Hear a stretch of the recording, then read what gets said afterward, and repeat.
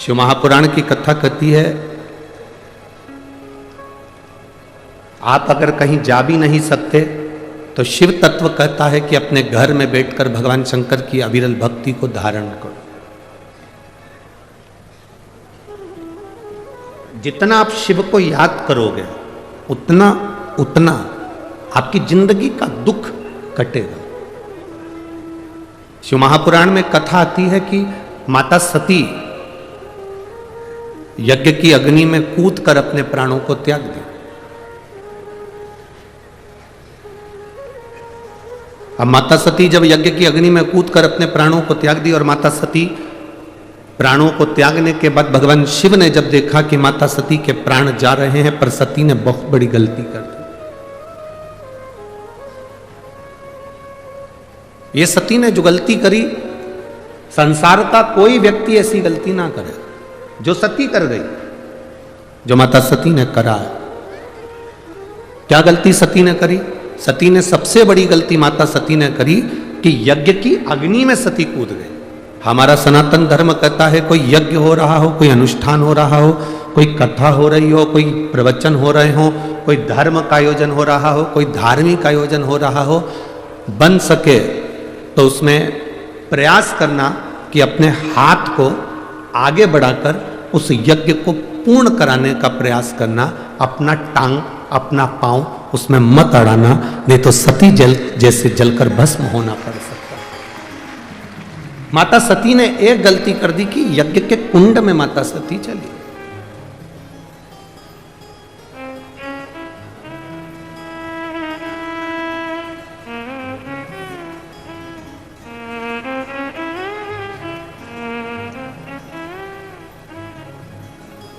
आज हम जब कल रात्रि को यहाँ पहुँचे तो सुबह सुबह एक भैया प्रश्न कर रहे थे, यही सांसद जी के यहीं से कोई होंगे सेवादार भाव वाले।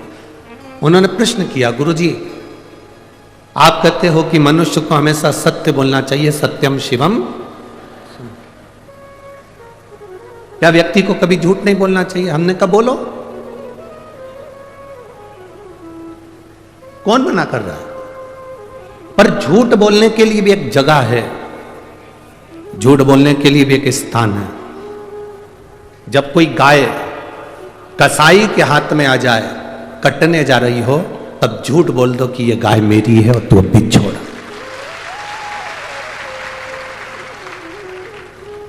झूठ बोलने के लिए भी एक स्थान बताया गया है कि उस स्थान पर झूठ बोल दो।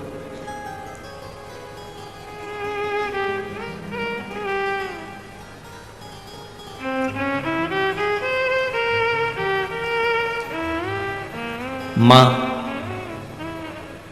अपने बच्चे को जब डराती है, अपने बच्चे को कुछ कहती है तो एकदम डराते डराते कह देती है बाऊ आ जाएगा। बच्चे को भय हो जाता, डर जाता, बच्चे में भय उत्पन्न हो जाता है कि बाऊ आएगा।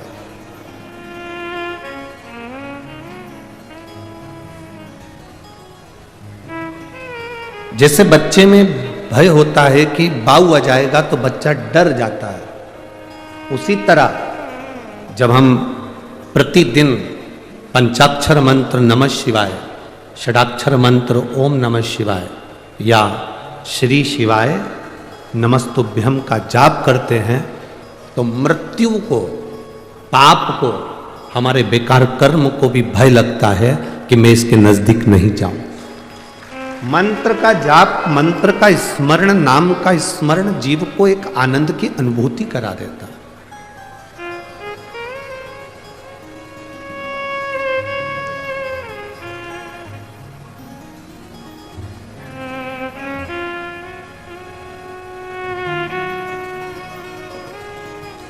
एक आनंद की अनुभूति कराने वाला होता है।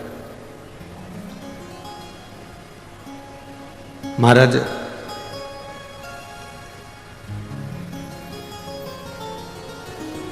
आप सब तो विदर्भ के हो, अमरावती के हो, तो आप लोगों को तो बहुत ज्यादा भगवान कृष्ण की कथा का ज्ञान है। आप सब बहुत विद्वान भी हैं, पर आपने कथा सुनी होगी भगवान कृष्ण की धर्म पत्नी रुक्मणी जी की बुआ।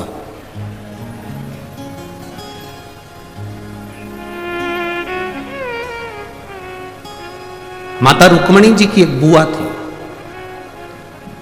जिनका नाम इंदुमती था। क्या नाम था? जम के बोलो जरा। इंदुमती। ये रुक्मणी जी की बुआ है, भगवान कृष्ण की बुआ सास है इंदुमती।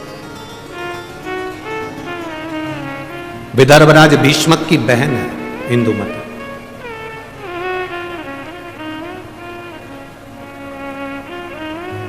विदर्भ किस भूमि पर, पवित्र भूमि पर इंदुमती रहती, अपने भाई राजा भीष्मक के साथ में आनंद के साथ निवास करती।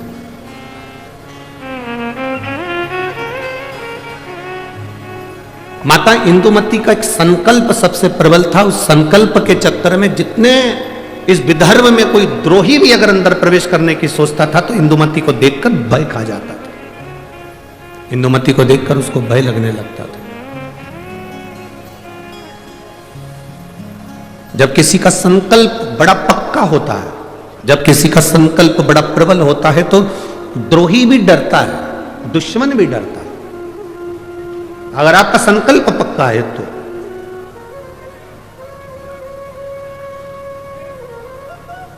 रुक्मणी जी की बुआ इंदुमती का संकल्प बड़ा पक्का था। और हमने पहले भी कथा में कहा कि संकल्प लेना तुम्हारा काम है और पूर्ण करना महादेव का काम है। पूर्ण वो करेगा। संकल्प आप लीजिए, पूर्ण करने की जवाबदारी परमात्मा की है। आपने संकल्प लिया कि मैं किसी संत का, साधु का मुख प्रतिदिन देखूंगी, तो संत साधु को तुम्हारे दरवाजे तक पहुंचाने की जवाबदारी उस परमात्मा की है। आपने संकल्प ले लिया कि मैं एकादशी का व्रत करूंगी, तो संकल्प आपने लिया पर पूर्ण करने की जवाबदारी उस परमात्मा की है। आपने संकल्प ले लिया कि मुझे 5 दिन शिव महापुराण की कथा जो मेरे विदर्भ में हो रही है, अमरावती में हो रही है, मुझे दिल से सुनना है। कितनी भी भीड़ आए, भीड़ का आना तो, भक्तों का आना तो, महादेव की कथा का रस तत्व है, भक्त तो आते ही रहेंगे। कितने ही भक्त आए, कितनी भी भीड़ आए, पर मेरा फर्ज है, मैं रामेश्वर नहीं जा सकती, मैं सोमेश्वर नहीं जा सकती, मैं नागेश्वर नहीं जा सकती, मैं विश्वेश्वर नहीं जा सकती, मैं त्र्यंबकेश्वर नहीं जा सकती, मैं भीमाशंकर नहीं जा सकती, मैं कृष्णेश्वर नहीं जा सकती, मैं केदारेश्वर नहीं जा सकती, तो मेरा 12 ज्योतिर्लिंग वाला मेरा महादेव अमरावती के पास में शिव पुराण के रूप में आ रहा है, तो मुझे वहां जाना है, मुझे वहां पहुंचना है। यह संकल्प आपके भीतर हो। मुझे 5 दिन की कथा है, मैंने अपने घर वालों से कह दिया कि मुझे आप डिस्टर्ब मत करना, मैं कथा सुनूंगी तब बात करूं। शादियों का सीजन भी है। बोलो तो रही अमरावती की जीजियों, सही है कि गलत? अब शादियों का सीजन है तो जिनकी उनसे रिश्तेदारी है वो वहां चले गए, जिनकी इससे रिश्तेदारी है वो यहां आ गए। ये तो रिश्तेदारी का क्रम है, जहां जिसका संबंध बैठ जाए, ये संबंधों की बात है। और एक बात आज आप लोगों को कहूंगा, इस अमरावती की पवित्र भूमि, 24 घंटे परिवार वालों को साथ दे दो तो भी तुम्हारे मरने के समय पर वेंटिलेटर पर अकेले ही रहोगे, कोई नहीं रहेगा। 24 घंटे पति पत्नी, परिवार, नाते रिश्ते, बेटा बहू, कुटुंब, कबीला, भाई बंधु, सखा, किसी को भी 24 घंटा दे दो, और वो 24 घंटा तुमको तुमने जिसको दिया, तुम्हारी दुख की घड़ी में जिसको तुमने 24 घंटा दिया, वो 24 घंटा साथ रहने वाला तुम्हारे पास में नहीं होगा।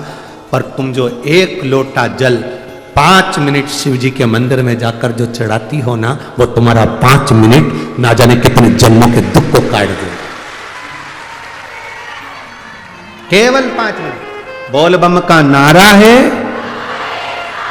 सारी समस्या का हल। वो 1 लोटा जल तुम्हारा जो शिव को तुम समर्पित कर रहे हो, शिव मंदिर तक जा रहे हो, शंकर की चौखट तक जा रहे हो, शंकर को 1 लोटा जल चढ़ा रहे हो, वो तुम्हारा संकल्प पूरा करना उसकी जवाबदारी।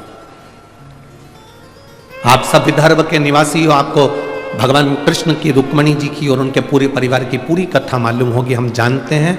आप सब विद्वान हो, आप सबको मालूम होगा कि विदर्भराज भीष्मक की कथा क्या है। पर इस व्यासपीठ पर हम इतना सा वर्णन करेंगे कि विदर्भराज भीष्मक की बहन इंदुमती का जो संकल्प, उस संकल्प के आगे अच्छा योद्धा भी उसके सामने नहीं आता था।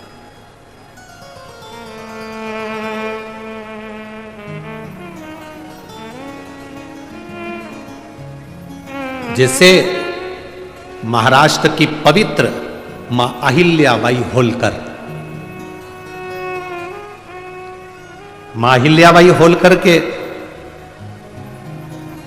सामने जब चारों तरफ से आक्रमण हो गया तो मां अहिल्याबाई होलकर ने देख लिया कि मेरी सेना कम है और विद्रोही ज्यादा है। सेना मेरी कम है पर विद्रोही ज्यादा है। तब मां अहिल्याबाई होलकर ने भगवान शंकर के शिवलिंग को अपने हाथ में लिया और युद्ध के मैदान में पहुंच गए। हंसते हैं लोग, दूसरे धर्म पर कोई नहीं हंसेगा, पर अपना ही व्यक्ति अपने धर्म पर हंसता है। क्या शंकर जी को जल चढ़ाने से सब काम हो जाता है? क्या शिव जी के बेलपत्र खाने से बीमारी दूर हो जाती है? क्या श्री शिवाय नमस्तुभ्यम बोलने से कोई लाभ हो जाता है? ये पहले दिन के पत्र हैं, आधे इधर रखे हैं, थोड़े इधर। 5 दिन में पत्रों की संख्या, जिनके मन में संशय हो, इसमें मोबाइल नंबर भी रहता है, इसमें उनका एड्रेस भी रहता है, इसमें उनका फोन नंबर भी रहता है। आप उसको फोन लगाओ, उसके घर जाओ और मालूम करो कि बेलपत्री का क्या फल है, शंकर पर चढ़ाए हुए जल का आचमन करने का क्या फल है। विद्येश्वर संहिता शिव महापुराण में तो लिखा है कि 3 ताप मनुष्य के समाप्त हो जाते हैं, पर यह हमारा विश्वास करता है कि जिसने दिल से महादेव को जल चढ़ाया और उसका आचमन करा, उसकी जिंदगी के सारे दुख भी समाप्त हो जाते, सारे दुख। एक बेलपत्र का क्या फल है, शिव जी को जल चढ़ाने का क्या फल है, शंकर की स्तुति करने का क्या फल है, यह हमारा चरित्र, यह हमारी शिव महापुराण बार बार वर्णन करती है।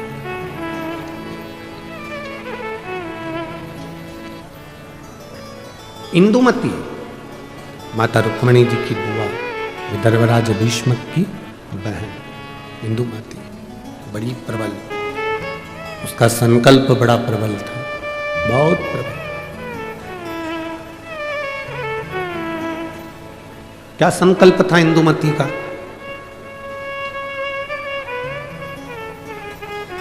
जिसका संकल्प प्रबल होता है उस संकल्प को पूर्ण करना महादेव का काम होता है, और जो संकल्प लेता है वो भी भटकता नहीं है।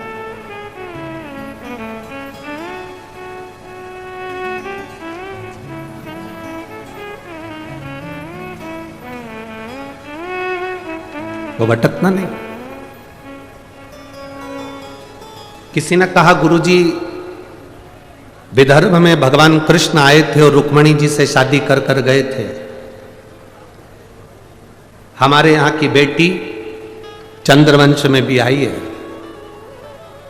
इसलिए विदर्भ वालों को बड़ा थोड़ा सा अकड़ रहती है कि हमारे यहां की बेटी द्वारका गई है। दुगनी अकड़ करो तुम अपनी तरफ से। विदर्भ की बेटी केवल भगवान कृष्ण के यहां ही नहीं भी आई, विदर्भ की बेटी इंदुमती विदर्भराज भीष्मक की बहन, भगवान राम के परदादा राजा अज से भी आई थी। तुम्हें गर्व होना चाहिए कि अयोध्या भी यहां की बेटी गई। ये तुम्हें गर्व होना चाहिए कि हमारे विदर्भ की कन्या, हमारे विदर्भ की बेटी कोई साधारण नहीं है।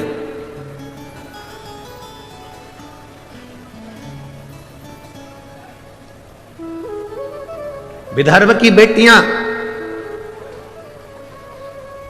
संपूर्ण विश्व में कहीं ना कहीं अपनी ध्वजा पताका फहराती ही है, निश्चित। दूसरे को जान दो, यहीं देख लो कथा की यजमान। अब दूसरे की क्या चाहता है?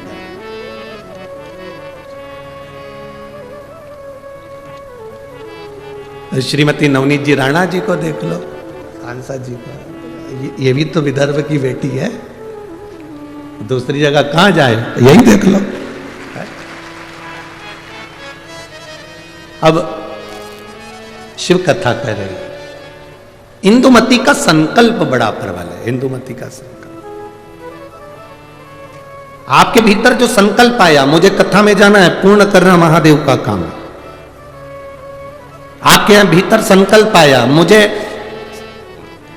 जो शिव महापुराण की कथा सुनने के लिए आ रहे हैं उनका मुंह झूठा कराना है, मुझे उनको पानी पिलाना है, मुझे उनको कुछ खिलाना है। संकल्प आपका है, पूर्ण वो करेगा।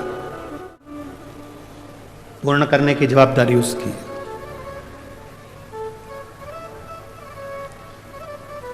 आप केवल संकल्प ले सकते हो, पर पूर्ण वही करता है।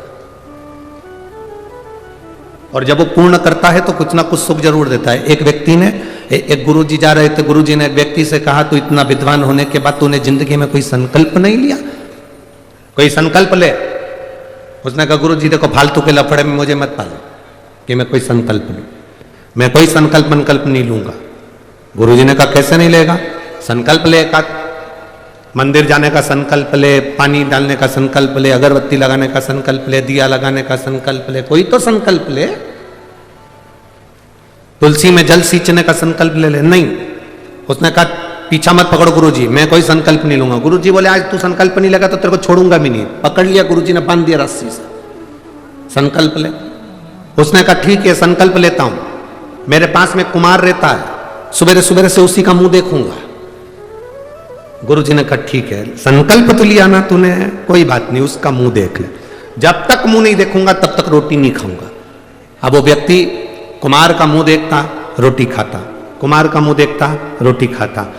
1.5 साल निकल गए, वो कुमार का मुंह देखता, रोटी खाता। एक दिन सवेरे का समय और कुमार घर पे नहीं। 4 बार ऊपर गया, कुमार को देखकर आया तो कुमार नहीं दिखा। उसके घर गया, पूछा आज कुमार कहाँ गया? तो उसकी पत्नी बोली, मिट्टी लेने के लिए गए हैं, 3 दिन के लिए बाहर गए हैं। मिट्टी ले रहे हैं? हाँ। 3 दिन? हाँ। व्यक्ति को लगा अब तो मैं भूखा मर जाऊंगा। उसने कहा, कहाँ गया? तो कहा, ये पूर्व दिशा में गए। वो व्यक्ति उसको ढूंढता ढूंढता वहां चले गया। वो मिट्टी खोद रहा था, ये पहुंचा, मिट्टी खोदने वाला कुमार मिट्टी खोद रहा था, इतने में उसको सोने का हंडा निकला। जैसे ही हंडा निकला, ये वहां पहुंचा। थोड़ी दूर पर पहुंचते से उसने दूर से देख लिया कि कुमार का मुंह दिख गया। उसने आवाज लगा दी, दिख गया। कुमार को लगा मेरा सोने का हंडा इसको भी दिख गया। अब कुमार सोने का हंडा लेकर उसके पीछे भागा। उसने रुक कर पूछा, क्या हो गया भाई? तूने अब देख लिया है तो एक काम कर, राजा को मत कहना कि मुझे सोने का हंडा मिला, आधा तेरा आधा मेरा। उसने मन में सोचा, मैंने तो सोचा ही नहीं था कि मुझे सोने का हंडा मिला, पर केवल मैंने तो इसका मुंह देखा था और इसको जो हंडा मिला उसका आधा हिस्सा मुझे मिल गया। उस व्यक्ति ने गुरु जी के पास में जाके उनके चरण पकड़ लिए। संकल्प जब व्यक्ति कोई लेता है उसको पूर्ण भगवान करता है, पर फल भी ज्यादा देता है, ये निश्चित है। आज मुझे जो फल मिला है, आज मुझे जो फल की प्राप्ति हुई है, जो मुझे प्राप्त हुआ है, कि ये केवल कुम्हार का मुंह देखने का मैंने संकल्प लिया था और मुझे सोने का हंडा मिल गया। एक संकल्प अपनी जिंदगी में लो, जैसे इंदुमती ने लिया, रुक्मणी जी की बुआ ने लिया। क्या संकल्प था इंदुमती का? क्यों विद्रोही डरते थे इंदुमती से? क्यों विदर्भराज राजा भीष्मक के ऊपर बार बार आक्रमण नहीं होता था जब तक इंदुमती थी? रुक्मणी जी की बुआ जब तक इस भूमि पर थी तब तक आक्रमण नहीं हो पाया। आखिर इंदुमती में ऐसा क्या था? वो कौन सा संकल्प था इंदुमती का? केवल एक संकल्प इंदुमती का बड़ा प्रबल था। जहां एकांत में इंदुमती बैठती थी, जहां एकांत में इंदुमती बैठती थी, वहां पार्थिव शिवलिंग का निर्माण करती थी, उसका पूजन करती थी, और उस पार्थिव शिवलिंग का निर्माण कर कर पूजन कर कर उस शिवलिंग को विसर्जन करने जाती थी। जब तक वो विसर्जन करती थी तब तक मुख में जल भी नहीं लेती थी और केवल शिव नाम का जाप किया करती थी, केवल शिव। इतना संकल्प प्रबल था कि जब वो चाहती थी और कोई उसको बीच में अगर टोक दे, अपशब्द कह दे और वह निगाह उठाकर उसको देख ले तो उसके शरीर में आग लग जाती थी। इंदुमती का संकल्प इतना प्रबल था, इतना प्रबल संकल्प।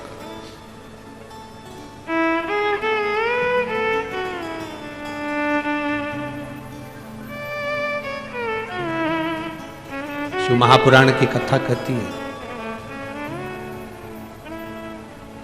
शिव तत्व कहता है, देवादिदेव महादेव की कथा वर्णन करती है। इंदुमती कोई साधारण नहीं थी, उसकी भक्ति कोई साधारण नहीं, उसकी भक्ति साधारण नहीं है, इंदुमती साधारण नहीं है। एक पार्थिव शिवलिंग का निर्माण करना, पार्थिव शिवलिंग जानते हो ना सब लोग, जम के तो बोलो जरा, जानते हो ना सब, मिट्टी का पार्थिव शिवलिंग का निर्माण जब हम करते हैं तो दुनिया के लोगों को लगता है कि हमने शिवलिंग बनाया एक,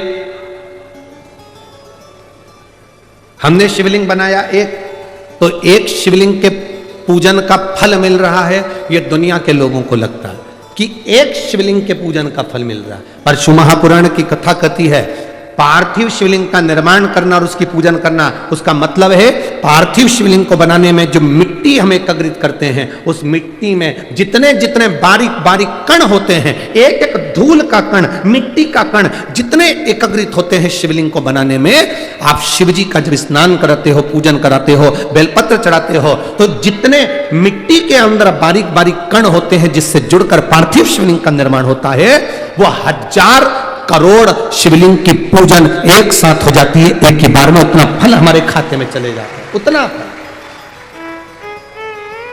एक पार्थिव शिवलिंग का निर्माण करना मतलब लाखों शंकर भगवान के स्वरूप की पूजन करना, एक पार्थिव शिवलिंग का निर्माण करना।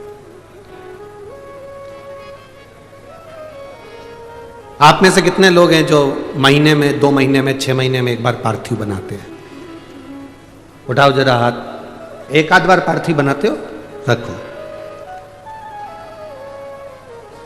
कुछ मत करो। आज अमरावती की इस पवित्र धारा से एक संकल्प ले लो कि महीने में जो हर महीने शिवरात्रि आती है, मैं महीने की हर महीने जो शिवरात्रि आती है, उस शिवरात्रि पर अपने गमले में, घर में जो मिट्टी हो, गमले में मिट्टी हो, पेड़ पौधे की जो मिट्टी हो, अपने गमले की ही मिट्टी को वहीं पर ऊपर उठाकर उसी गमले के अंदर शिवलिंग बनाकर वहीं पर पूजन कर कर वहीं पर उसका विसर्जन कर दूंगी। उसका भी जो पुण्य है उतना ही मिलेगा जितना पार्थिव शिवलिंग के पूजन का। कोई नियम बना लो कि 1 महीने में एक बार मुझे पार्थिव बनाना। कोई नियम बना लो मैं 3 महीने में एक बार पार्थिव बनाऊंगी। कोई नियम बनाओ कि मैं 6 महीने में एक बार पार्थिव बनाऊंगी। कोई नियम बना लो कि मैं साल भर में एक बार, जो सावन के महीने में शिवरात्रि आती है, जैसा आप लोग सब ऑनलाइन बनाते ही हो, पार्थिव का निर्माण करो। एक संकल्प अपने भीतर।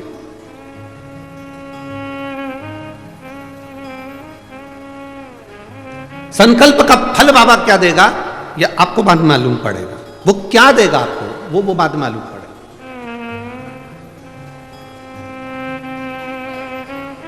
संकल्प अपने भीतर होना चाहिए। जब हम संकल्प ले लेते हैं तो पूर्ण वो करता है और उसका फल भी बहुत देता है।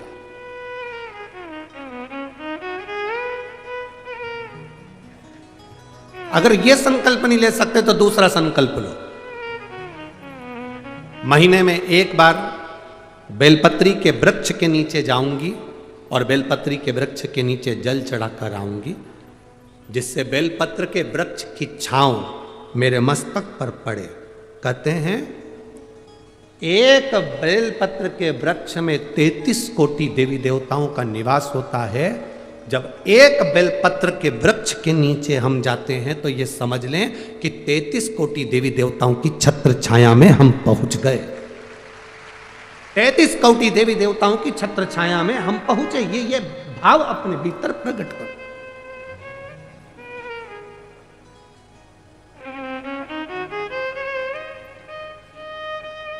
तैतीस कोटि देवताओं का आशीर्वाद हमको मिल रहा है। उनकी छत्र छाया में हम पहुंचे, उनका आशीर्वाद हमको प्राप्त हो रहा है। एक संकल्प अपने भीतर होना चाहिए। इंदुमती का संकल्प था शिवलिंग का निर्माण करना, पूजन करना, और उस शिवलिंग को जब तक वो विसर्जन नहीं कर देती तब तक वो बोलती नहीं, खाती नहीं, पीती नहीं, और कोई बीच में आकर अगर मान लो किसी सेना ने आक्रमण भी कर लिया तो उसको शस्त्र से लड़ने की जरूरत नहीं पड़ती थी। राजा भीष्मक, विदर्भराज भीष्मक शस्त्र लेकर आगे नहीं बढ़ता था। केवल इंदुमती का जो शिवलिंग का विसर्जन करने जाती थी इंदुमती, उसके नेत्र की ज्वाला इतनी प्रबल होती थी कि सामने जो सेना आती थी वो जलकर राख हो जाती थी, इसलिए कोई आक्रमण नहीं कर पाता था। इंदुमती का इतना इंदुमती के संकल्प का फल था इतना। कोई सहज है शंकर भगवान की भक्ति करना, शिव नाम लेना, राम नाम लेना, कृष्ण नाम लेना, भगवान की भक्ति को धारण करना, दत्त नाम लेना, कोई साधारण है? आप जिस भाव से भगवान की भक्ति कर रहे हैं वो भगवान की भक्ति भगवान स्वीकार करता है।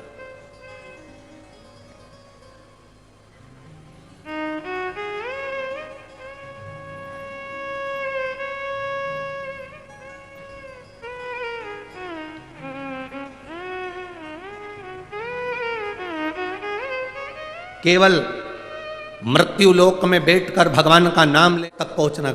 आजकल के नवयुवक लड़के बहुत सारे प्रश्न करते हैं। नवयुवक लड़कों को जान दो, बहुत सारे ऐसे भी आते हैं मीडिया में भी कि ऐसे ऐसे प्रश्न करते हैं कि लगता है अपने को कि क्या प्रश्न करा है। अभी यहाँ कथा थी धूलिया में, तो एक मीडिया वाले ने प्रश्न किया कि आप लोग सनातन धर्म की ध्वजा लेकर आगे चलते हो, कहते हो दिया लगाओ, अगरबत्ती लगाओ, भगवान की पूजन करो, मंदिर जाओ, एक लोटा जल चढ़ाओ, भगवान शंकर का नाम लो। क्या भगवान को मालूम पड़ता है किसने नाम लिया?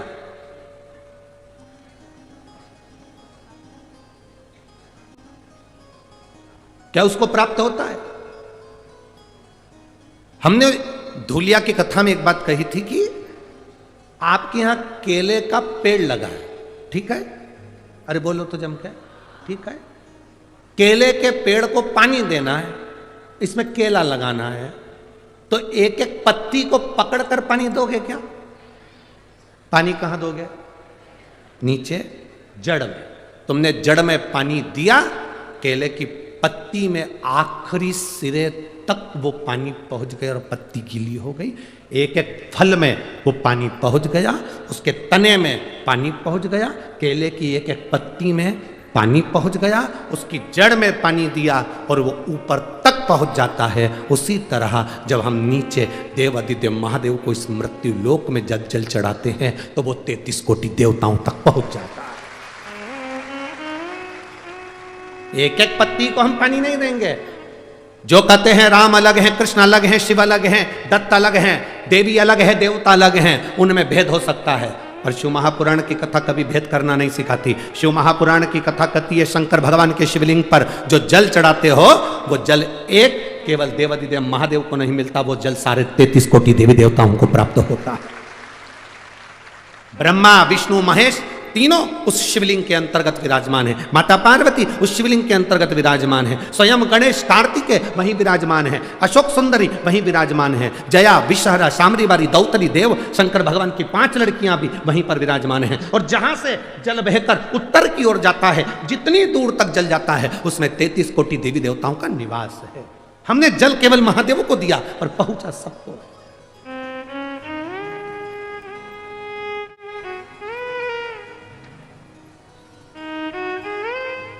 आप में से कितने लोग हैं जो शंकर जी को रोज 1 लोटा जल चढ़ाते हैं? उठाओ जरा हाथ। सभी हो?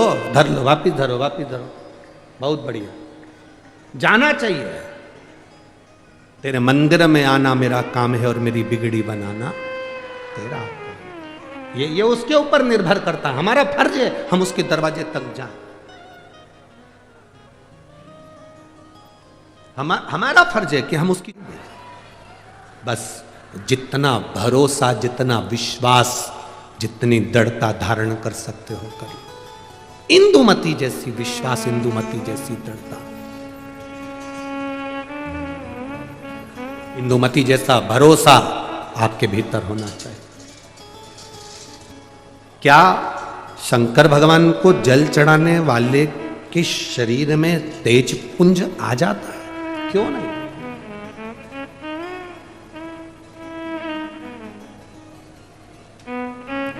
शंकर का मंदिर है क्या? शिव का मंदिर क्या है? शिवालय क्या है? भगवान शंकर के मंदिर में ये दरवाजे, ये ताले तो अब लगना चालू हुए। पहले शंकर जी का जो शिवलिंग होता था वो खुले में रखा होता था। कई बुजुर्ग माताएं यहां पर बैठी होंगी, बुजुर्ग भाई लोग बैठे होंगे, उनके स्मरण में होगा। तुम्हारे गांव में, खेड़े में, खेत में, जमीन पर ओटला बना होता था जिस पे शिवलिंग रखा होता था। मंदिर नहीं होता था, दरवाजे नहीं होते थे, खुला।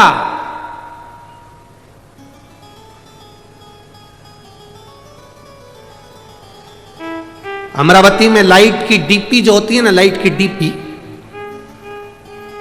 देखी है ना? अरे बोलो तो जम के, देखा है ना?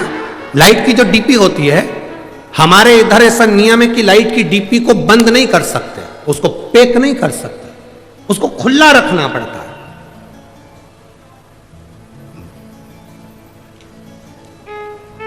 लाइट की डीपी को खुला रखेंगे तो वो ऊर्जा प्रदान करती है।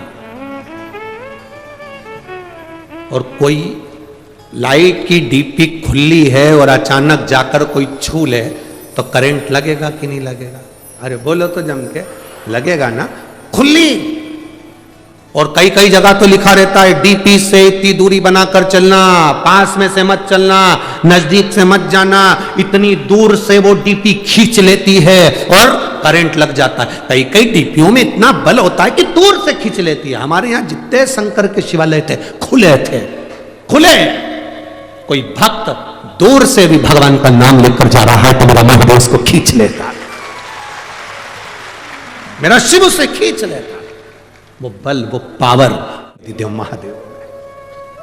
अकाल मृत्यु वो मरे जो काम करे चंडाल का, काल उसका क्या बिगाड़े जो भक्त हो महा काल का। जो शिव की आराधना करता हो, शंकर का उपासक हो, जो शिव का गुणगान करता हो, जो शिव भक्ति में डूबा हुआ, उसको क्या दुख, क्या तकलीफ?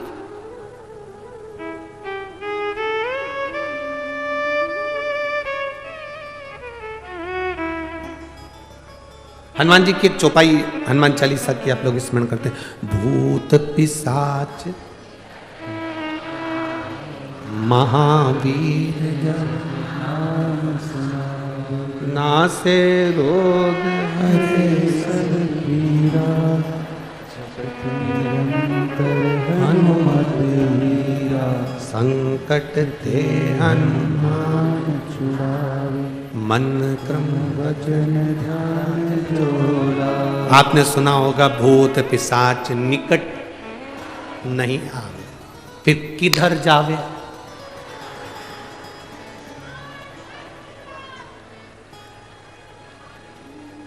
भूत पिशाच निकट।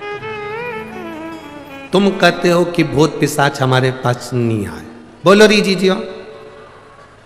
इंद्र कहता है भूत पिशाच मेरे पास नहीं आना चाहिए, भगवान विष्णु कहते हैं भूत पिशाच मेरे पास नहीं आना चाहिए, ब्रह्मा जी कहते हैं भूत पिशाच मेरे पास नहीं आना चाहिए, 33 कोटि देवता कहते हैं भूत पिशाच मेरे पास नहीं आना चाहिए। केवल एक महादेव, भूत पिशाच निकट में। शिव जी ये कैसे हैं?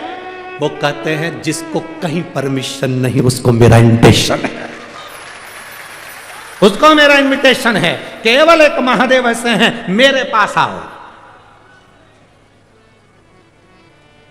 राक्षस, असुर, गंधर्व, देवता, पितर जितने जितने हैं शंकर की आराधना में, प्रेत भी लगे, भूत भी लगे, पिशाच भी लगे। कारण शिव महापुराण में वर्णन मिलता है, विद्धेश्वर संहिता में स्पष्ट कहा गया, जो शंकर जी को एक लोटा जल समर्पित करता है, उस जल का मात्र स्पर्श कर कर नेत्रों को भी छुआ लेता है, उसकी 71 पीढ़ी में कभी कोई भूत और प्रेत नहीं बनता, उतर जाता। उसकी 71 पीढ़ी में भूत प्रेत। लोग कहते गुरुजी हमने आज तक कथाओं में 7 पीढ़ी सुनत थी, तुम 71 पीढ़ी कैसे कह देते हो? हमने कहा हम नहीं करे, तुम्हें अगर यहाँ नहीं पढ़ना है तो उज्जैन जाओ। उज्जैन के ऋण मुक्तेश्वर मंदिर की दीवार पर शिव महापुराण का लेख अंकित है, पत्थर पर लिखा हुआ कि शंकर को जल चढ़ाने वाला, शिव महापुराण की कथा सुनने वाले की 7 पीढ़ी नहीं 71 पीढ़ी पड़ती है, ये वहां पर भी लिखा। केवल एक सीवर वाला महाराज नहीं कह रहा है, ये आपको अगर पढ़ना है शिव पुराण में नहीं पढ़ सकते तो उज्जैन के ऋणमुक्तेश्वर मंदिर पर पढ़िए, पत्थर पर अंकित है शिव महापुराण का वो शब्द। जिसको कोई नहीं अपनाता उसको मेरा महादेव अपनाता है। मेरी जीजियों, करोड़पति को कोई भी बुला लेगा, धनपति को कोई भी बुला लेगा, गरीब बड़े को बुलाने में थोड़ा सा लोग हिचकिचाते हैं। तुम्हारे यहाँ पर ऐसा होता हो तो बात दूसरी होगी कि तुम्हारे यहाँ पर कोई रिसोर्ट में शादी कर रहा हो और अनाथालय से या वृद्धाश्रम से किसी को बुलाते हो। हमें तो नहीं लगता कि बुलाते होंगे, हमें नहीं लगता। शादी में, अनाथालय में डोनेशन दे सकते हैं, वृद्धाश्रम में डोनेशन दे सकते हैं, पर अपने घर की शादी में कोई वृद्धाश्रम या अनाथालय में डोनेशन की जगह इनविटेशन नहीं देता। कोई नहीं बुलाता उनको, डोनेशन दे देंगे, पैसे दे देंगे, वहीं पर खाना खिला देंगे, पर अपने घर की शादी में कोई नहीं बुलाता। केवल एक देव अधिदेव महादेव ऐसे थे जिनकी शादी में डोनेशन नहीं दिया गया, इनविटेशन दिया गया। साहब आओ मेरी शादी है। केवल महादेव की शादी में सबको इनविटेशन दिया गया, आओ महादेव की शादी है, जहां सब आ सकते, सब समाहित हो सकते हैं। जो आता है शंकर की चौखट पर, शिवालय में शिव के द्वार पर जो पांव रखा, शंकर की चौखट पर जो पांव रखा, शंकर के द्वार पर जो पांव रखकर अंदर आ जाता है वो शंकर का हो जाता है। फिर वो न भूत, न प्रेत, न पिशाच, न डाकनी, कुछ नहीं बनता। वो शंकर का है, वो शंकर का ही रहता है। अंत में उसकी मुक्ति श्रेष्ठ हो जाती है।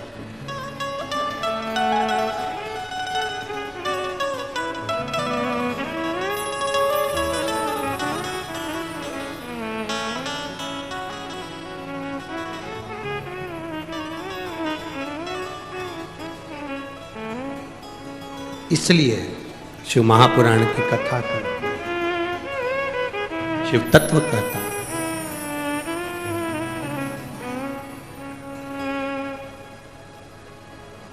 समझाना बड़ा मुश्किल है।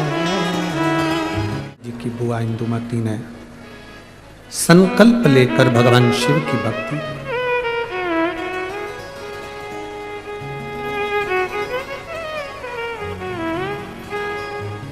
केवल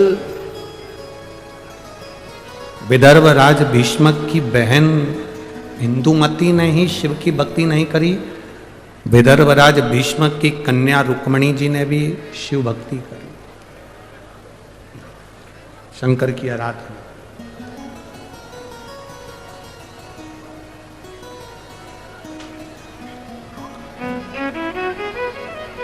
केवल एक, आप लोग ये कभी विचार मत लाइए अपने मन में कि हम शंकर जी को एक लोटा जल चढ़ाते थे।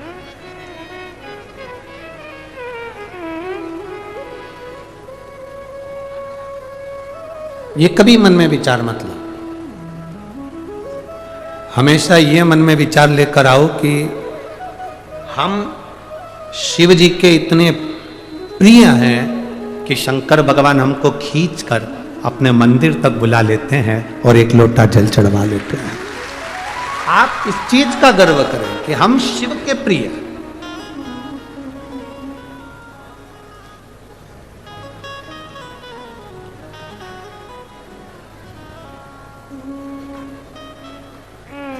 एक बार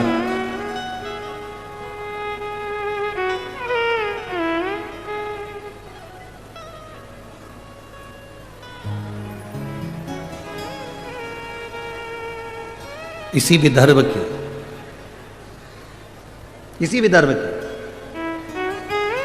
केशिनी, इसी विदर्भ की कैशिनी, राजा सगर की धर्मपत्नी, विष्णु पुराण कहता है इसी विदर्भ की इंदुमती थी, इसी विदर्भ की कैशिनी थी, राजा सगर की धर्मपत्नी।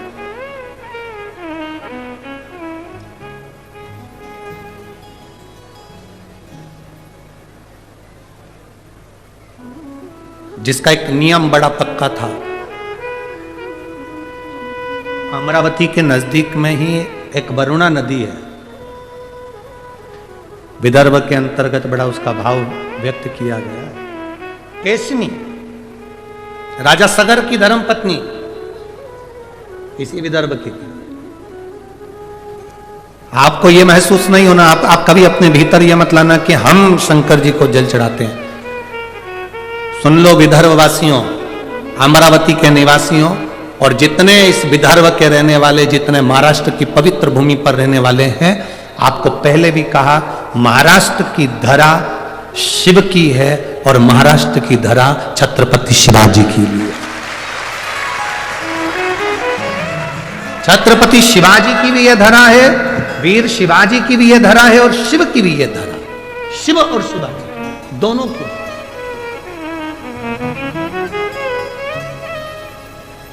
बस आप लोगों को तो काम करना है, ज्यादा कुछ भी, ये विदर्भ वालों को ज्यादा मेहनत नहीं करना। अपने बच्चों को केवल मंदिर का दरवाजा दिखाना है, शिवालय तक पहुंचाना है, एक लोटा जल पकड़ाकर शंकर के मंदिर का रास्ता दिखा दो। उसके बाद विदर्भ के भक्तों का हाथ महादेव खुद पकड़ते हैं। रुक्मणी जी द्वारका नहीं गई, कृष्ण हाथ पकड़कर गोदी में उठा कर ले।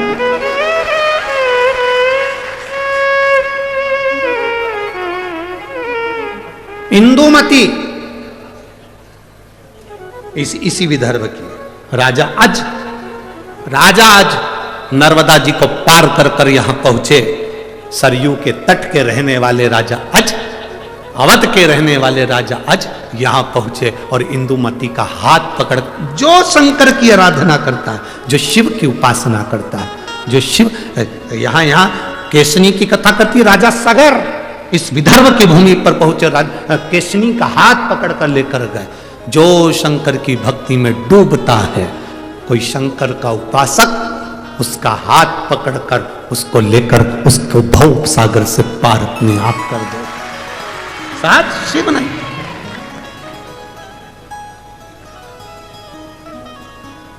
विदर्भ की भूमि पर तो इतना शिव की कृपा, इतनी करुणा है यहां।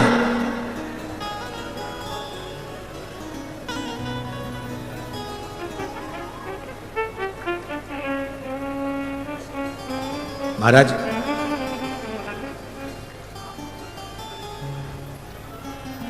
इसी विदर्भ की थी कैशनी, राजा सगर की धर्म पत्नी।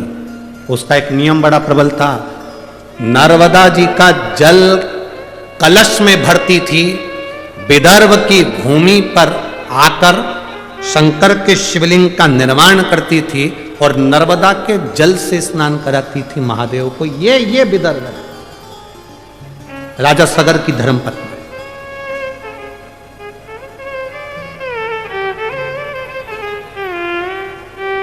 आप जरा विचार कर लो, राजा सगर की धर्मपत्नी नर्मदा जी से जल लेकर आकर विदर्भ के शिवलिंग पर जल चढ़ाती थी। इंदुमती शिवलिंग को जल चढ़ाती थी। रुक्मणी जी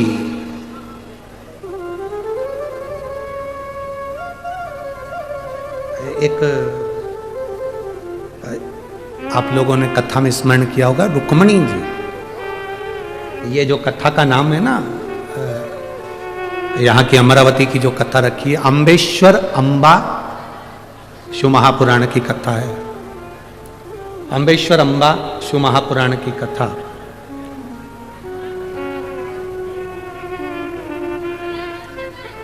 इसी विदर्भ की भूमि पर माता रुक्मणी जी ने भी शंकर को जल चढ़ाया,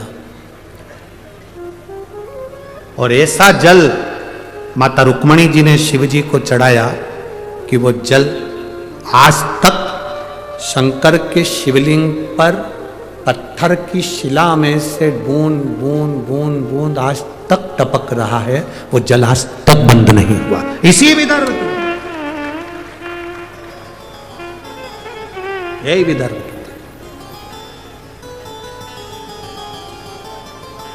कितना, अब आप सोचे कि आप शिव को जल चढ़ा रहे, ना ना ना, शिव खुद पकड़कर आपको मंदिर तक लेकर जाते। मेरी जीजियों और मेरे जीजाओं, मेरी बेटियों, मेरे बेटाओं, माताओं, एक बात अपने हृदय में बिठा कर रखना कि शिव महापुराण की कथा में तुम लोग पहुंचे हो तुम हल्के पुल्के नहीं हो, तुम शंकर के कुछ अपने हो, इसलिए उसने खींच कर यहां बुलाया। उसने खींच कर बुलाया है तुमको। शिव महापुराण की कथा सुनवा रहा है वो, बिठा रहा है वो, तुम गुणगान कर रहे हो, श्री शिवाय नमस्तुभ्यम कर रहे हो, नमः शिवाय कर रहे हो, पंचाक्षर षडाक्षर ओम नमः शिवाय का जाप कर रहे हो। ये उसकी कृपा से। अगर उसकी कृपा नहीं होती तो वर्णन आता है, देवराज नाम का ब्राह्मण चोरी का धन लेकर शंकर के मंदिर में पहुंच गया। किसी ने एक प्रश्न खड़ा कर दिया कि चोरी का धन लेकर गया तो और शंकर जी के मंदिर में पहुंच गया। चोरी का धन और शिव जी के मंदिर में पहुंच गया।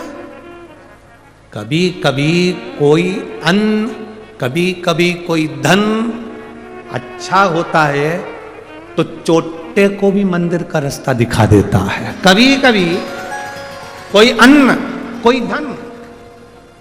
भागवत किस किसने सुनी है? हाथ उठाओ जल्दी। सबने सुनी है भागवत? ठीक है। राजा बलि का चरित्र सुना है? अरे बोलो तो जम के। वामन भगवान की कथा सुनी है? वामन भगवान राजा बलि के दरवाजे पर 3 पग भूमि मांगने क्यों गए? ऐसा राजा बलि ने कौन सा पुण्य कर दिया था कि भगवान को उसके दरवाजे पर भिक्षा मांगना पड़ी?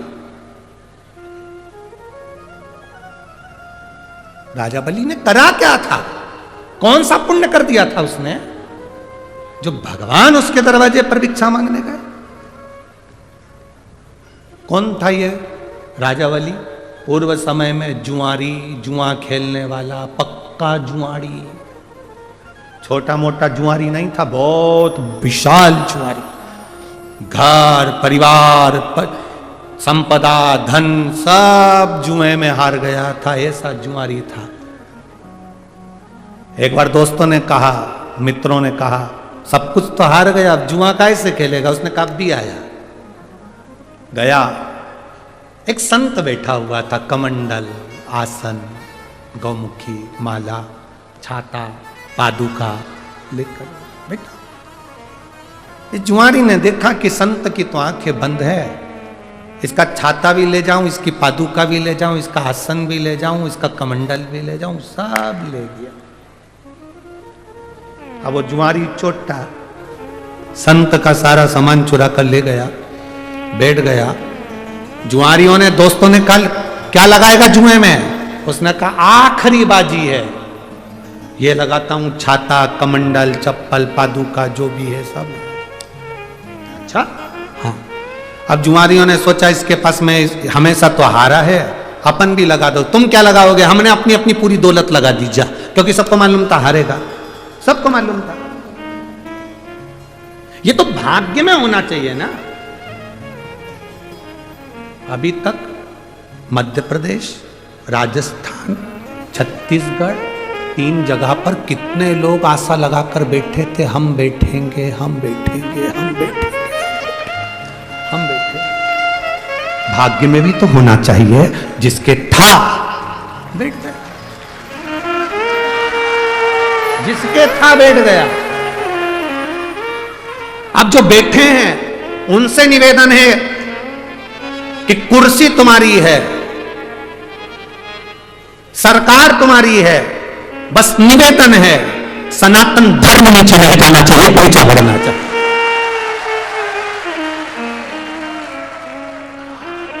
और मैं मध्य प्रदेश के मुख्यमंत्री जी डॉक्टर मोहन यादव जी को धन्यवाद दूंगा।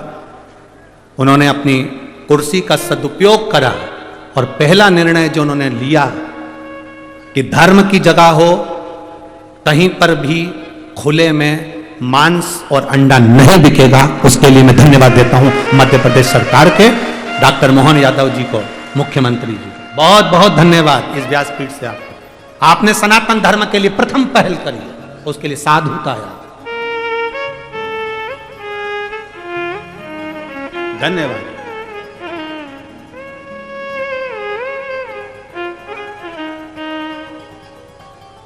एक शिव भक्ति करने का एक आनंद तत्व भाग्य में भी तो हो। आज जुआरी ने सोचा था ये कभी जीतते तो है ही नहीं, उन सब ने मिलकर अपना अपना धन लगा दिया और आज क्या था कि जुआरी जीत गया।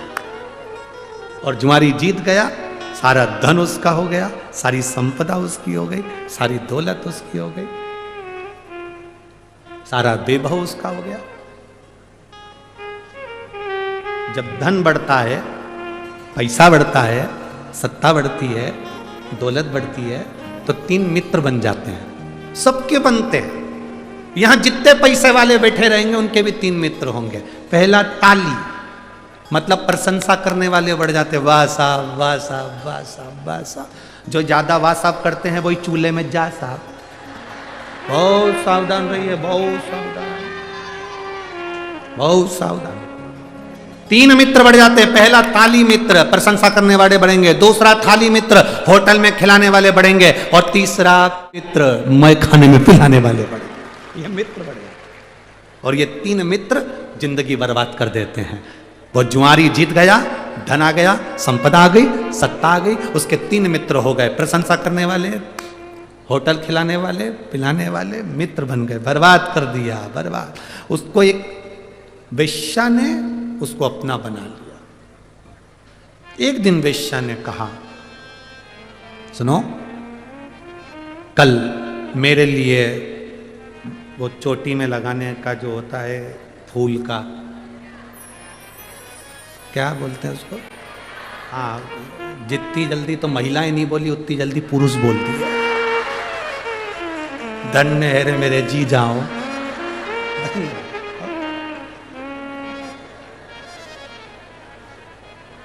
धन्य। अब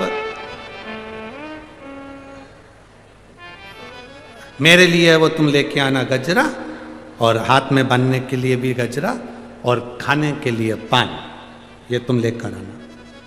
वेश्या ने जुआरी से कह दिया। जुआरी गया, खूब नशे में धुत होकर गजरा पान लेकर चला। चलते चलते रास्ते में पत्थर से ठोकर लग गई और गिर गया। गजरा, पान सब जमीन पे, मिट्टी में, सब मिट्टी में हो गया, सब धूल में, मिट्टी। होश आया थोड़ी देर बाद, उठा, नशे में धुत था, गजरा, बेड़ी, पान देखा तो सब धूल में था। वेश्या क्या लेकर जाऊंगा तो वो मुझे मार के भगा देगी, यार ये क्या करूं। सामने शंकर का शिवालय था।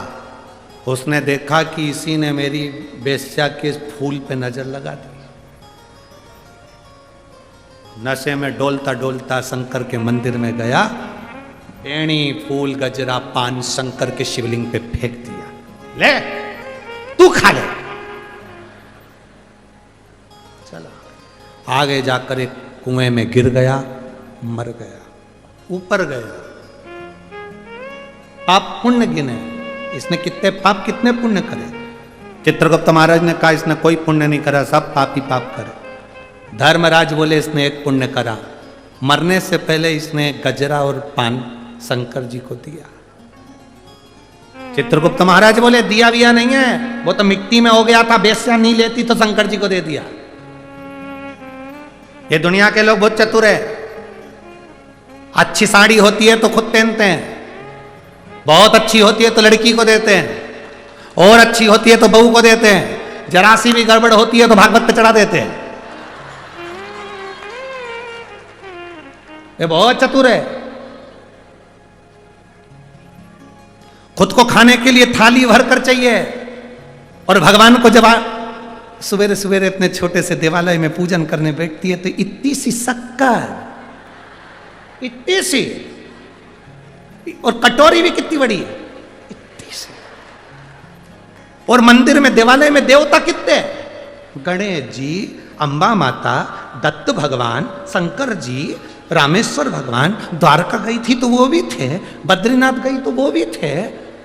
ना जाने कजन कितने देवता इतने से मंदिर में। और अभी भी कहीं दर्शन करने गई होगी तो गणेश जी ने शंकर जी से कह दिया खसक के बैठो, आ रही और ला रही होगी इकट्ठे। इतना सा देवालय, इतने सारे देवता, और सवेरे से इतनी सी शक्कर लेके बैठी है। मात पिता तुम शरण गौन किसकी।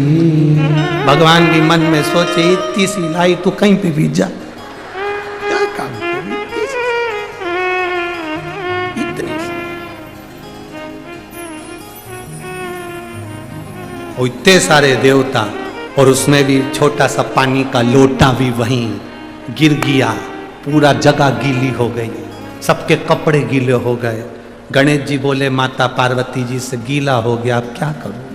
पार्वती जी बोली अब तो गई कल आएगी,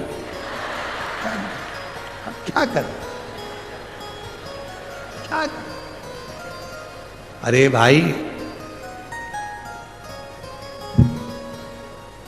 एक साध लो सब सद गया, एक पे जल चढ़ा लो सब पे चढ़ गया। राम का हो, कृष्ण का हो, शिव का हो, तुम्हारी मर्जी पड़े वो भजो, पर दिल से। अब इसने पाप क्या करा? सब पाप करा। पुण्य क्या करा कि शंकर जी पे बैणी गजरा और वो पान फेंका, चढ़ाया। धर्मराज ने कहा इसने चढ़ाया, चित्रगुप्त बोले चढ़ाया वढ़ाया नहीं है, धूल में हो गया तो मिट्टी में तो फेंक दिया। नहीं नहीं नहीं, चढ़ाया। अपन तो यही मानो कि चढ़ाया, क्योंकि लोग भी तो भागवत जी पे जब साड़ी चढ़ाते हैं अच्छे से पैकिंग मेकिंग, भले कैसी भी हो पर पैक करके बढ़िया सिर पे पल्लू वल्लू लेके।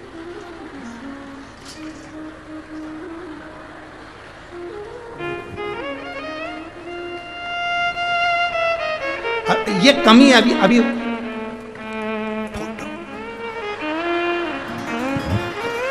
अभी कमी है ये फोटो तो अंदर। जब पंडित जी साड़ी लेके गए, जब तुम नहीं पहने, तुम्हारी बहू नहीं पहने, तुम्हारी बेटी नहीं पहने, तो पंडित की पंडिताइन पहने।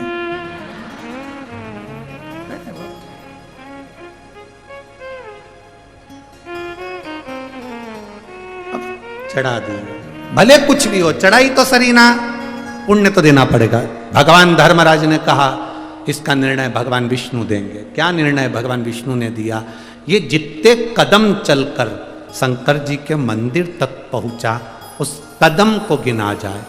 कहा साहब ये 18 कदम चलकर शिव के मंदिर तक पहुंचा था, इसलिए भगवान नारायण ने कह दिया 18 घड़ी के लिए इसको इंद्र का सिंहासन दे दो। 18 घड़ी, 18 घड़ी के लिए इंद्र का सिंहासन, 18। और 18 घड़ी के लिए इंद्र का सिंहासन उस जुआरी को मिल गया।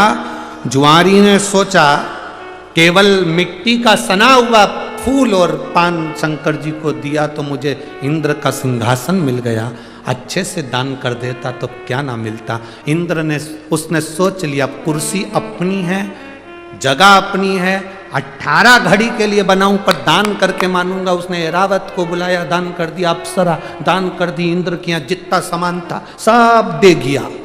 18 घड़ी बाद जब वो उतरा, इंद्र बैठे, इंद्र ने अप्सरा बुलाई, आई नहीं, एरावत बुलाया, आया नहीं, सोना चांदी अंबर पीतांबर सब खाली। इंद्र दौड़कर भगवान विष्णु के पास पहुंचे, प्रभु गजब हो गया। भगवान ने पूछा क्या हो गया? तुमने वो जुआरी चोटे को सिंहासन पर बिठा दिया, वो पूरा बर्बाद कर गया, सब लुटा गया।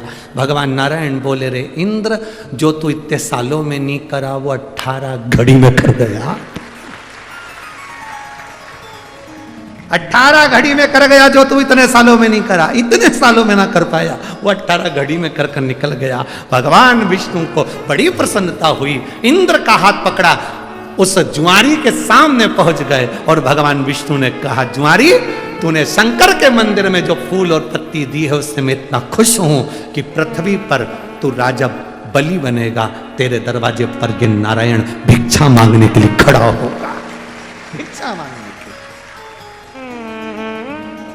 जरा विचार करना, शिव के मंदिर में अनायास मिट्टी की सनी हुई माला और पान भी अगर शंकर के मंदिर में दे दिया गया तो मेरे शिव ने कृपा कर दी, मेरे भोलेनाथ ने करुणा कर दी। जरा विचार करना, हम रोज महादेव को एक लोटा जल चढ़ाते हैं, रोज भगवान शंकर का गुणगान करते हैं, शिव को बेलपत्र समर्पित करते हैं, तो क्या महादेव हमको नहीं देगा? क्या शिव हमको नहीं? एक पत्र आया है, देखो।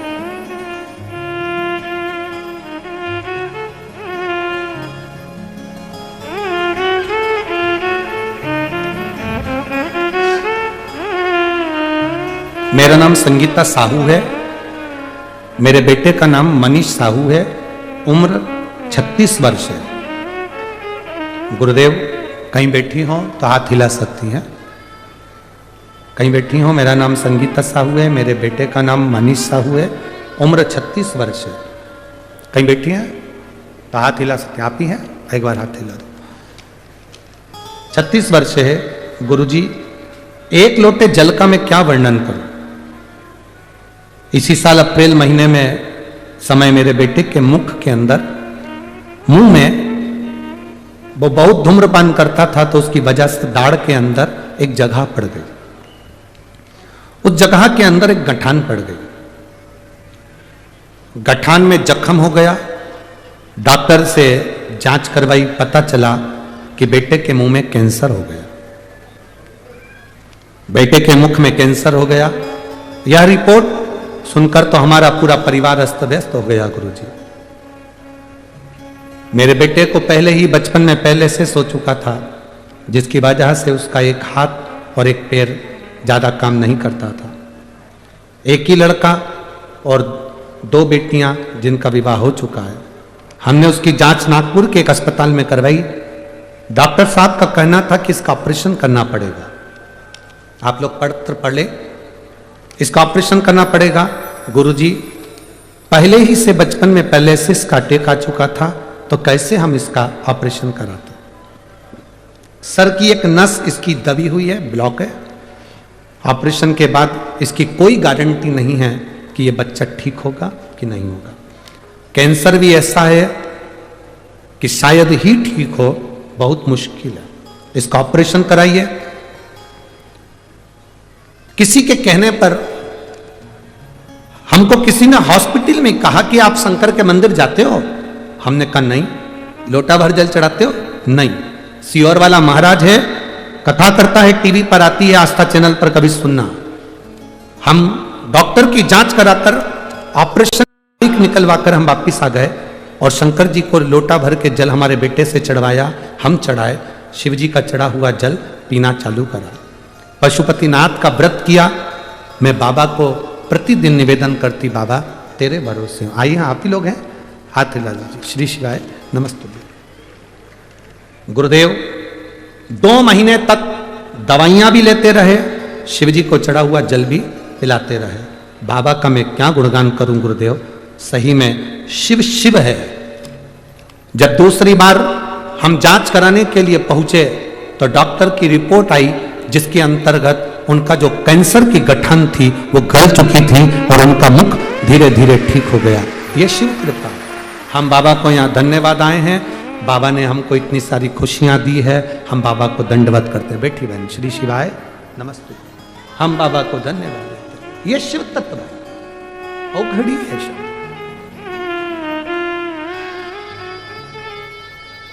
उसकी कृपा खाली नहीं जाती महाराज। एक लड़के ने तो अपने पत्र में लिखा, अपनी मां से कहा, मेरा नाम उमेश जी डागा, बिलासनगर अमरावती, मेरा मोबाइल नंबर ये है। कहीं बैठे हैं तो हाथ हिला सकते हैं। उमेश जी डागा, बिलासनगर अमरावती। कहीं बैठे हो तो हाथ हिला सकते हैं। मोबाइल नंबर ये है, पत्र पढ़ेंगे। गुरुजी, भोले बाबा की कृपा का मैं क्या गुणगान करूं। मेरा बेटा हरीश उमेश जी डागा, इसको जन्म से ही कम दिखता है। वो 1 साल से बैंक के पेपर दे रहा था पर उसका कोई नौकरी नहीं लगा। दूसरा वर्ष भी आया पर उसकी नौकरी नहीं लगी। मेरे बेटे से मैंने कहा कि तू अब की बार अगर पेपर देने जाए तो एक बेलपत्री पर शहद लगाकर शिव जी को चढ़ाकर फिर जाना। मेरा बेटा हंसते हुए कहता है, मां क्यों पागलों जैसी बात करती है, क्या बेलपत्री चढ़ाने से कोई पास हो जाता है? मैंने अपने बेटे से कहा तू मेहनत कर, ये सियोर वाला महाराज कहता है, खूब मेहनत कर, जितना पढ़ सकता है उतना पढ़, जितनी दम लगा सकता है उतनी दम लगा, खूब जितनी मेहनत करना हो कर, और जिस दिन तेरा एग्जाम हो उस दिन एक बेलपत्र बाबा को चढ़ा शहद लगाकर। मेरा बेटा कहता है, मां पहली बार तेरे कहने पर ये सही करके जाऊंगा, 2 साल तो हो गए मेरी नौकरी नहीं लग रही, तब तेरे कहने पर मेरा बेटा शहद लगाकर शिव को चढ़ा कर गया और बैंक का एग्जाम देने के लिए भोपाल गया। मैंने बेटे से कहा तू भोपाल में एग्जाम देने जा रहा है तो एक काम कर, पहले तू कुबेरेश्वर धाम चले जाना, सीहोर में जाकर बाबा को प्रणाम करना। मेरा बेटा कुबेरेश्वर धाम गया, प्रणाम किया, वहां से रुद्राक्ष लिया, जेब में रखा और एग्जाम देने चला गया। एग्जाम देकर वापिस आया। मैं बाबा का क्या गुणगान करूं गुरुदेव, आज मेरा बेटा बैंक ऑफ इंडिया में अच्छे पद पर, ऑफिसर के पद पर मेरा बेटा की पोस्टिंग हो गई। 16 तारीख को मेरा बेटा 16 दिसंबर 2023 को मेरा बेटा बड़े ऑफिसर के पद में जो ज्वाइनिंग हुई है उसकी ट्रेनिंग के लिए गया है और बाबा की कृपा से उसका बैंक ऑफ इंडिया में सबसे ऊंचे पद पर उसका एडमिट हो गया है, वो आनंद हो गया है। मैं बाबा को यहाँ धन्यवाद देती हूँ। उमेश जी डागा, बिलासनगर, अमरावती, मोबाइल नंबर, ये कहीं बैठे हो तो हाथ हिला सकते हैं। शिव तत्व इसी को कहते, एक भक्ति, एक विश्वास, एक दृढ़ता, एक भरोसा आपके भीतर होना चाहिए।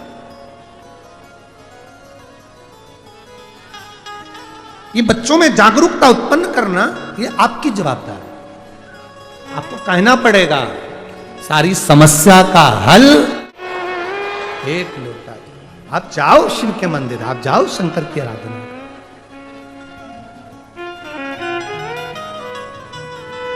आप शिव की शरणागति में पहुंचो तो आप शंकर भगवान की चौखट पर जाओ तो।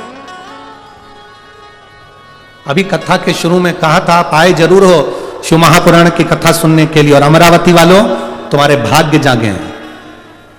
50, 100, 150, 200, 300 किलोमीटर के एरिया से आप लोग बहुत दूर दूर से आए हो। कई लोग ऐसे भी होंगे हमारे शहर के जो ये सोचते होंगे बहुत भीड़ है कैसे जाए, बहुत भीड़ है कैसे जाए, बहुत भीड़ है कैसे जाए।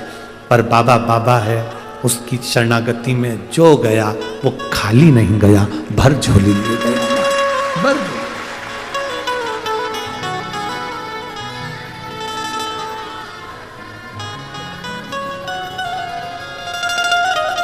मेरे भोले तेरा सहारा है, मेरे भोले तेरा सहारा है, मेरी नैया तू किनारा है, मेरी नैया तू किनारा है। ये उसकी कृपा बिना नहीं। देवराज चोरी का धन लेकर शिव जी के मंदिर में पहुंच गया है। शरीर में ताप है, दुख है, शरीर में ताप हो रहा है, शरीर में कष्ट हो रहा है, बुखार आ रहा। शिव मंदिर में गया, पहुंचा,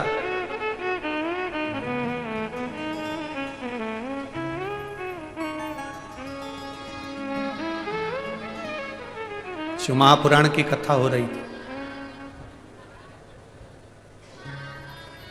और शिव महापुराण की कथा हो रही थी तो उसमें बीच बीच में महाराज जी हर हर महादेव कह रहे थे। देवराज को अच्छा नहीं लग रहा,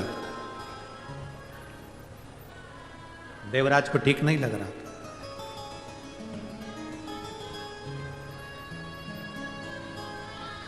बहुत अच्छे से सुनना।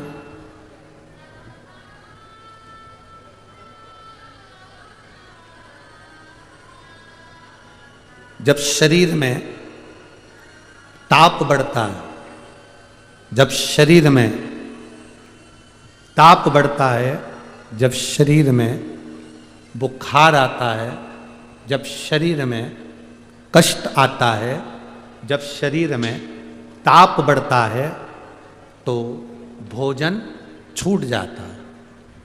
तुम्हारा पेट बहुत तेज दुख रहा हो और कोई तुमसे के 4-5 रसगुल्ला खा ले, खाओगे? शरीर में ताप बढ़ रहा, शरीर में कष्ट बढ़ रहा। जब शरीर में ताप बढ़ता है, शरीर में कष्ट बढ़ता है, शरीर में जब ताप बढ़ा, कष्ट बढ़ा, जब शरीर में ताप बढ़ रहा है, कष्ट बढ़ रहा है, बुखार आ रहा है, रोग बढ़ रहा है, तो आपको भोजन नहीं भाएगा, भोजन अच्छा नहीं लगेगा। जब ताप बढ़ा तो भोजन अच्छा नहीं लगता, और जब हमारे ऊपर पाप बढ़ता है तो भगवान का भजन अच्छा नहीं लगता, लगता ही नहीं।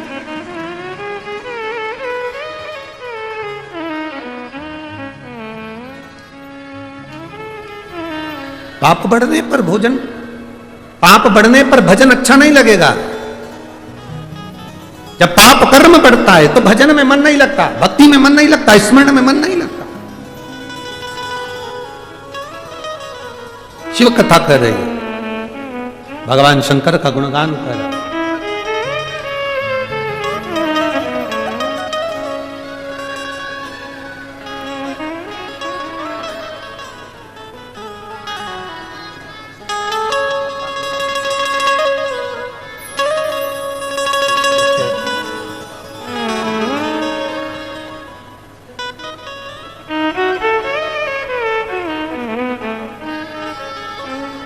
शरीर में ताप बढ़ा, शरीर में कष्ट बढ़ा, ताप बढ़ा, ताप बढ़ा, हमारा भोजन छूट गया, हमारा भोजन छूट गया। पाप बढ़ा तो हमारा भजन छूट गया। यहां पर कई माताएं बैठी हैं जिनके घर में रोज प्रतिदिन शाम के समय लोग बैठते थे, भजन करते थे, कीर्तन करते थे, अच्छी बात करते थे, भगवान का पूजन भजन होता था, स्मरण होता था, भक्ति होती थी। कुछ 2-4 साल 8 साल से कुछ ऐसा हो रहा होगा कि घर में हमारा मन नहीं लगता, पूजन में मन नहीं लगता, भजन में मन नहीं लगता। पहले में बैठकर हनुमान चालीसा पढ़ लेती थी, सुंदरकांड कर लेती थी, रामायण कर लेती थी, अब मन नहीं लगता गुरुजी, समझ में नहीं आता। क्यों नहीं आता? समझ में नहीं आता, कारण समझ नहीं आता। आपके साथ में भी ऐसा हुआ होगा, ऐसा नहीं कि नहीं हुआ होगा, आपके साथ में भी ऐसा हुआ होगा। आपके भी स्मरण में ऐसा आया होगा, कभी कभी आपको भी लगता होगा मेरा भजन में मन नहीं लग रहा है, मेरे स्मरण में मन नहीं लग रहा, मेरे कीर्तन में मन नहीं लग रहा, कारण समझ नहीं आया। ध्यान रखना, हमारे घर में जरूर कुछ ना कुछ ऐसा आया है, हमारे घर में कुछ पाप कर्म ऐसा हो रहा है, घर का कोई ना कोई व्यक्ति, घर का कोई ना कोई व्यक्ति जरूर कोई पाप कर्म में उलझ रहा है, तो हमारा भजन कम होते जा रहा है, हमारा भजन कम होते जा रहा है, भजन में कमी आती जा रही है। भोजन कब कम होता है? 4 रोटी खाते थे, 5 रोटी खाते थे, जो खाते थे पच जाता था, जो खाते थे आनंद आता था। भोजन कब कम हुआ? जब शरीर में रोग आने लगा। आप रोटी कम खाना चालू कर दिया, आपको भोजन कम भाने लगा, आप भोजन कम करने लगे, समझ लेना तुम्हारे शरीर में कोई रोग आ गया है, जिसके कारणवश अब आपको भोजन अच्छा नहीं लग रहा है। या तो पाचन क्रिया ठीक नहीं है, या कुछ ना कुछ प्रॉब्लम है। शरीर में ताप बढ़ा तो भोजन छूट गया, और घर में पाप बढ़ा तो भजन छूट गया।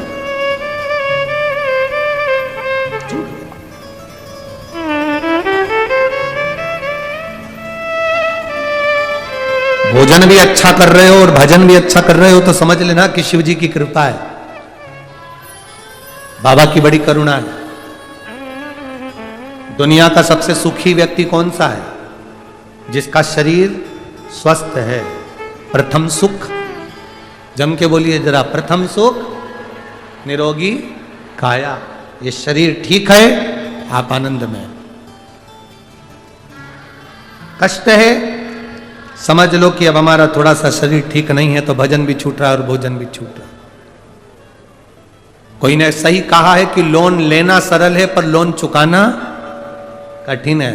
कोई भी कह देगा लोन ले लो, गाड़ी उठा लो, बंगला बना लो, फ्लैट ले लो, लोन ले लो, लोन ले लो। लोन देने वाले तो बहुत मिलेंगे, उधार देने वाले बहुत मिलेंगे। लोन लेना सरल है पर लोन चुकाना कठिन है।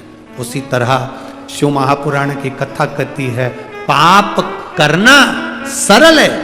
गाली दे दी, 2 मिनट में फ्री। क्रोध कर दिया, 2 मिनट में फ्री। अपशब्द कह दिया, ताने दे दिए, आड़ा टेढ़ा कह दिया, 2 मिनट। किसी को थप्पड़ मार दिया, किसी का अपमान कर दिया, किसी को अपशब्द कह दिया, 2 मिनट में फ्री। पाप करना सरल है, पर पाप का कर्म भोगना कठिन है। किसी को मारने में कितनी देर लगती है? अरे बोलो तो जम के जरा। चक्कू उठाया, तलवार उठाई और पेट में घोंप दिया, छाती में मार दी, मर गया। कितनी देर लगी? 10 मिनट, 15 मिनट। गुस्सा आया? 5-10 मिनट में गुस्सा आया? तुमने डंडा उठाया, तलवार उठाई, बहुत ही 10-15 मिनट में तलवार उठा के जो मारा। कितनी देर लगी? बोलो मेरी जीजियों, कितनी देर लगी? 10 मिनट। 10 मिनट के क्रोध ने तुम्हारे पूरे परिवार को बर्बाद कर दिया। 10 मिनट में तुमने तलवार मार दी, छुरा मार दिया, डंडा मार दिया, बंदूक की गोली मार दी। अब 10 मिनट के उस क्रोध में, 10 मिनट के उस पाप में तुम्हें 10 साल भुगतना है। अब 10 साल कौन कौन भोगा? क्या केवल जिसने चक्कू मारा तो वो अकेला भोगा? अरे बोलो तो जम के। नहीं, उसकी पत्नी, बच्चे, माता, पिता, परिवार, समाज, सबको भोगना पड़ा। 10 साल केस चलता रहा, चलता रहा, चलता रहा। आखिरी में निर्णय आ गया कि इसको 20 साल और पटक दो।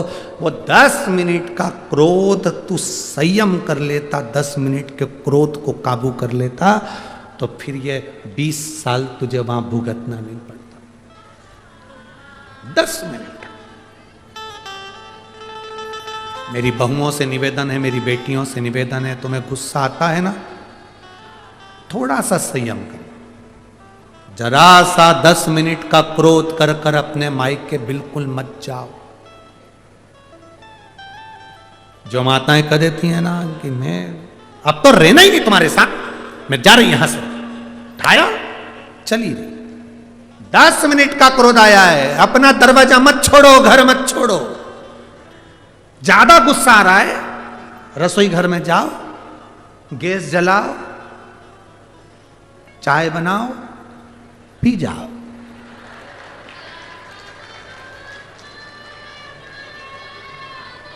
सादी चाय बिल्कुल मत पीना, गुस्से में नुकसान करती है। अदरक की पियो। अदरक को भी अच्छे से कूटो सिलवट्टे में, क्योंकि बोलो मत ही, कूटो। अपना पूरा गुस्सा अदरक पे निकाल दो और फिर उसको रस रस करके चाय में उकाल दो, बस। और चुपचाप फ्रिज के पास में बैठ के अपने को मायके नहीं जाना। घर के लोग कितना भी कहें जा तेरे बाप के घर के, तो नहीं जाऊंगी, यही दाल मूंग की दलूंगी, नहीं जा। मठरी बनाओ, चकली बनाओ, गुजिया बनाओ, जितना ज्यादा गुस्सा आए उतना ज्यादा खाओ, पर मायके मत जाओ, बिल्कुल मत जाओ। वो कितना ही के जा तेरे बाप के घर, नहीं जाऊंगी।